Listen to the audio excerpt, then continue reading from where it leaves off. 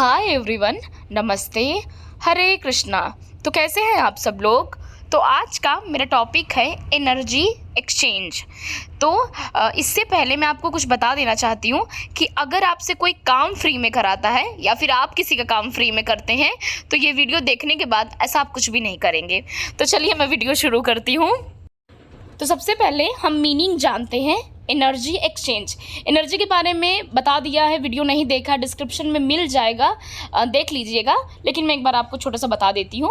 जिस चीज़ में हमारी ऊर्जा लगे, ठीक है ना, जिस चीज़ में जान है वो काम कर रही है, तो ये एनर्जी हुआ।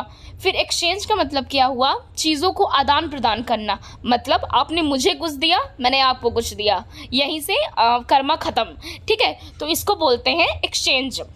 तो सबसे पहले बात करते हैं, जैसे मान लीजिए कि एक एग्जांपल से मैं बताती हूँ आपको कि जैसे कि घर पे कभी कन्या भोज हुआ हो तो उसमें क्या होता है, हम कन्या को बुलाते हैं, हम उनको खाने के लिए देते हैं, उसके बाद हम उन्हें पैसे देते हैं, ठीक है। हम एनर्जी एक्सचेंज करते हैं।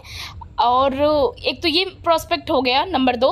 या फिर जब हम ब्राह्मण जी से पूजा कराते हैं, किसी ब्राह्मण से हम पूजा कराते हैं, पंडित जी से, तो भी हम वहाँ पर दक्षिणा देते हैं, ठीक है। तो उसमें क्या होता है कि सामने वाले ने अपनी एनर्जी लगाई, तो मतलब सामने वाले ने अपना कुछ मुझे दिया, तो मेरा भी फ़र्ज़ है कि मैं अपना कुछ दूँ ताकि वो चीज़ें वहीं पे क्लियर हो जाएं। क्योंकि ये सारी चीज़ें यूनिवर्सल के अकाउंट में जुड़ती हैं। बैंक में गलती हो सकती है, करप्शन आ सकता है, लेकिन डिवाइन के रजिस्टर में कभी ऐसा नहीं हो सकता, ठीक है। जैसे क्या होता है कि कुछ लोग किसी मज़दूर से या फिर किसी आदमी से फ्री में काम करा लेते हैं, उसके बाद उसको उसकी मेहनत का पैसा नहीं देते हैं। तो उस टाइम पे क्या होता है, हमारा जो कार्मिक अकाउंट होता है वो डिस्टर्ब हो जाता है, वो ख़राब हो जाता है। और उसके बाद वो जो ऋण होता है वो आपको चुकाना पड़ता है अलग जगह से। और ऐसी ऐसी जगह से फिर वो निकलता है ना कि आप सोच में पड़ जाते हैं कि अरे मेरे साथ अचानक से ये क्या हो गया, मेरे पैसे कहाँ चले गए, मेरे तो इतने पैसे दवाई में खर्चा हो गए। तो रीज़न इसका यही रहता है। नेक्स्ट बात करती हूँ कि अगर आप पास्ट लाइफ कर्मा को मानते हैं तो आपने कभी देखा होगा अपने लाइफ में कि हमारा पैसा गिर जाता है या फिर कोई पैसा चोरी करके चला जाता है, पैसे का फ्रॉड हो जाता है।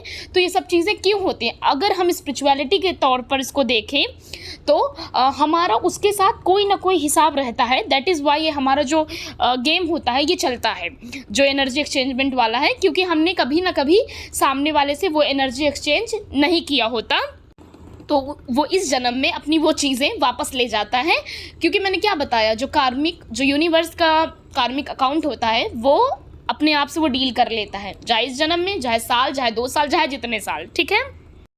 तो मेरा आपसे बस एक छोटा सा बात कहने के लिए है कि अगर आप एनर्जी एक्सचेंज नहीं करते हैं तो अब से याद रखिए कि आपको किसी ना किसी फॉर्म में एनर्जी को एक्सचेंज करना है, ठीक है। और गाइज़, जब आप एनर्जी एक्सचेंज करते हैं तो आपको बहुत सेटिस्फाइड वाली फीलिंग आती है। कभी आप डॉक्टर को दिखाने गए हैं तो डॉक्टर क्या करता है, पहले फ़ीस चार्ज करता है, फिर आप उसको दिखाते हैं तो आप भी खुश, डॉक्टर भी खुश। तो एक वो प्रॉपर एनर्जी एक्सचेंजमेंट हुआ। तो एक चीज़ और मैं इसमें बताती हूँ, अगर डॉक्टर आपको फ्री में देखने लगे या फिर कुछ लोग आपका काम फ्री में करने लगे तो आप उनकी वैल्यू नहीं करेंगे।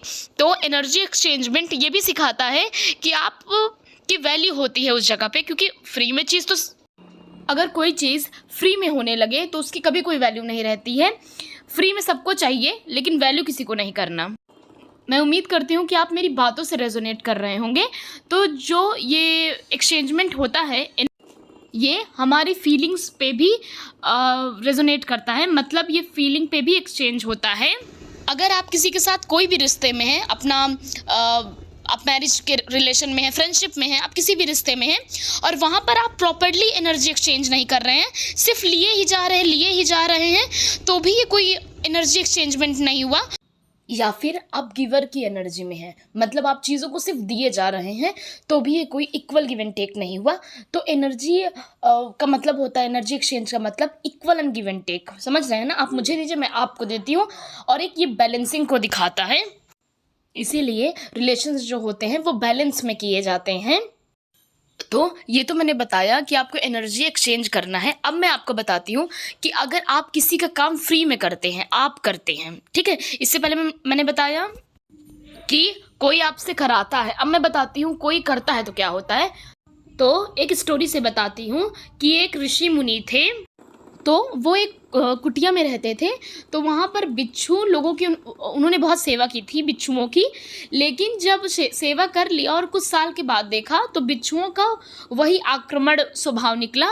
तब उन्होंने प्रॉमिस किया कि कभी भी किसी का काम फ्री में नहीं करना चाहिए। फ्री में काम करने से यही होगा, चीज़ें बैलेंस नहीं होंगी, और नंबर 2, आपकी कोई रिस्पेक्ट नहीं होगी। समझ रहे हैं ना? फिर आपको सब हवा मिलेंगे ग्रांटेड, और ना फिर चीज़ों की वैल्यू रह जाएगी। जरा आप ही सोचिए, अगर किसी कोचिंग सेंटर में या स्कूल में मनी न लिया जाए तो क्या कोई बच्चा जाएगा? फिर यही कहेगा छोड़ो, आज जाऊंगा कल नहीं जाऊंगा। लेकिन जब हम कोचिंग में पैसे देते हैं तो क्या कहते हैं? तो क्या डायलॉग लगाते हैं? अच्छा एक ही महीना कर लेता हूँ, पैसे लगाया है। तो वीडियो पसंद आया है तो लाइक करें, बेल आइकन हिट करें, चैनल सब्सक्राइब करें।